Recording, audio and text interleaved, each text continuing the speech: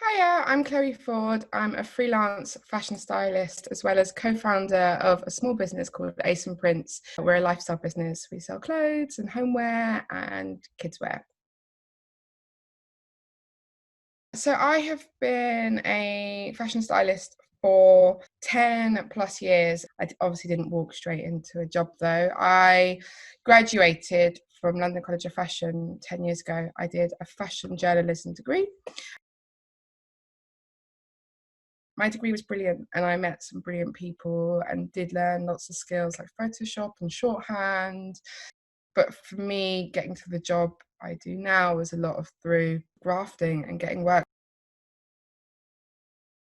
In my final year, I applied for a job actually via Twitter to be on the X Factor styling team. And actually, that's the only reason I've got like any time frame, because in the news, there's been this thing of 10 years of One Direction. It meant that when I left, when I graduated, I'd already had like a proper paid job under my belt. So I did that. And then I did do an internship at Cosmo, which was brilliant. And I learned so much. And then I just emailed absolutely everybody and just said, I'm a freelance fashion assistant. I'd love to help. I'd love to come in. I'd love to do anything. And I really luckily did. I worked at stylist, freelance for a little while. Then my next kind of step after doing years of being a freelance fashion assistant alongside being a nanny and working at Topshop and all of that stuff, I became fashion assistant at Red magazine. I feel very much indebted to that job because it really set me up for what I do now, and I met the most amazing people who were really supportive, but also taught me lots of what I know. And I travelled a lot there and did some of my own shoots and assisted the fashion director there. I think I was fashion assistant for 3 or 4 years, and then I realised there probably wasn't much movement. There's not loads of money in editorial. The teams are often quite set. People don't leave. So I realised if I wanted to take the next step up, which would either be being an editor or a stylist, I'd probably need to leave. So I went freelance, and I've been a freelance stylist for 4 years, and I love it. It's really nice. I've got a really varied job and no 2 days are the same. So a typical day might be I'd meet a PR for breakfast, which is like the fun part of my job. It's really nice. You kind of meet and they talk to you about what they're working on and you discuss what you're working on and you get a lovely meal, and it feels like that feels like what you'd think fashion was. And you usually go to somewhere lovely and chat and have lots of coffees. And then I might go to a showroom and look at some new collections. They're called press days or press appointments, and if I'm prepping for a shoot, like an editorial shoot, I might go and select the clothes for the shoot.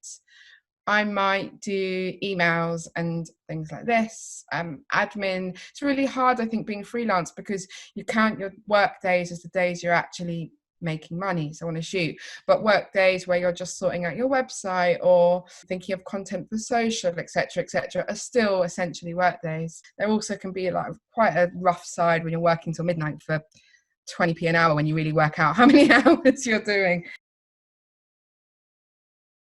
If I'm shooting, it would be anything from 5 a.m. if I'm abroad, or 9 a.m. call time. Let's pretend I'm in London. We'd get to the studio, we'd get all the clothes ready, we'd have breakfast. There's lots of breakfast and coffee always involved.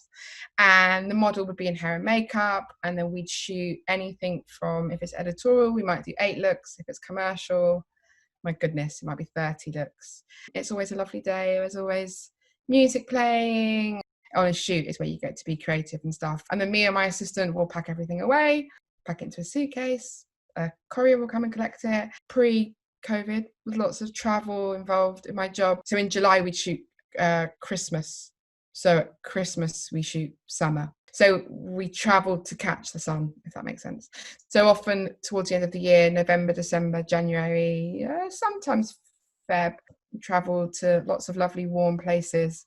And that, again, sounds really glamorous, but it often means doing like an 11-hour flight to Cape Town. And you're on these gorgeous beaches thinking, oh my God, it looks amazing. But you're kind of stood with the hangers of clothes and you're in the sand. And there is really no typical day.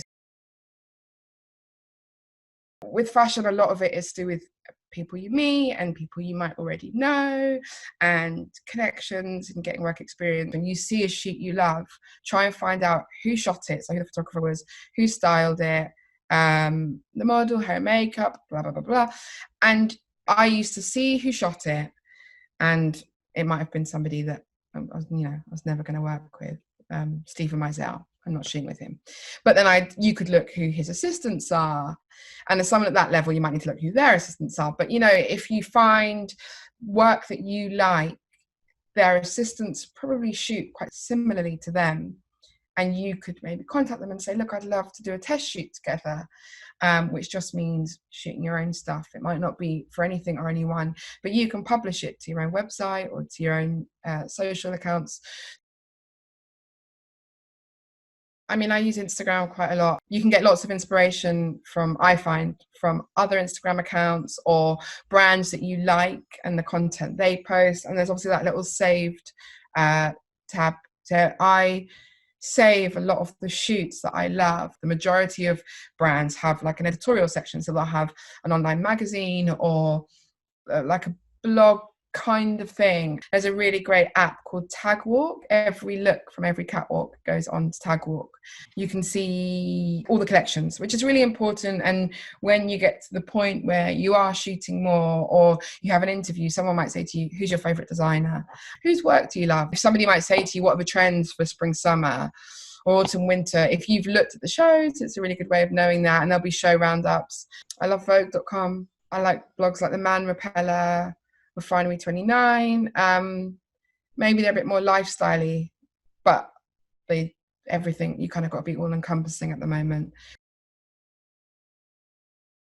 Where jobs are posted, lots of them do just come through somebody saying to a friend, oh, I'm looking for somebody. But Diary Directory and Fashion Monitor, which you have to pay for it as a service to get contacts, but they do also post jobs. So it's worth looking there. All brands post jobs. So if ASOS are looking for somebody to work on their e-com team or on their editorial team, they'll post it on their website, which I used to find really helpful. And like I said, I got the X Factor job just by being on Twitter. So I'm sure you all already are, but if you can be as present as you can professionally on social media, it can be really helpful. And you don't know what will come of it. And telling everybody that that's what you want to do, because somebody might know somebody whose auntie works at The Guardian. What you could do is go to agencies. So there's a few agencies, and if you just Google photographer agents, stylist agents, hair and makeup agents, and then email the agents and say, do any of the people on your books need an assistant? And actually, if you do that, you kind of avoid working for free, because they will have a budget for an assistant. Don't put a photograph on your CV. You don't need it. Don't put your birthday on your CV. You don't need to do it. It's not a legal requirement. Anything that could hinder you, which I know it shouldn't, but you just don't need people to know how old you are. My blanket advice is you need to be nice to everyone, which seems really simple. And it seems like the kind of thing your mum would probably say to you. I mean, everyone's going to be something or someone. And if you walk into an internship next year or next month and there's another intern working beside you and you kind of don't think that you need to be that pleasant to them, you kind of forget that person next to you is also trying to get into the same industry as you. So if you decide to be a bit mean to them or just a bit dismissive of them, in 5 years' time, they will never forget that. I always think you kind of remember who was pleasant to you, and not in a fake way, just in the way you'd be nice, hopefully, to anyone. So I just think I really still try and remind myself that now. Also, be professional on social media. The first thing I do is if I get an email from somebody saying, I'd love to assist you, I always go straight to their Instagram, almost before looking at what they've done. I just want to know what sort of person I'm going to be working with. In the creative industry, you travel with those people, you work. I did a night shoot late last year where we were sat in a van until, 2 a.m. You're chatting. You want someone that you feel you could kind of have a bit of a chat with and same kind of energy. So I look on Instagram straight away. If you can, try and remain semi-aware that the world is going to see all your stuff. And then more practical advice, I'd say just start shooting. If you're, I'm a stylist, so I can only talk from being a stylist. But if you do want to do something else in fashion, you might want to be a makeup artist or a model or a photographer. Just tell yourself that's what you do now, so you don't need to wait for that job to come.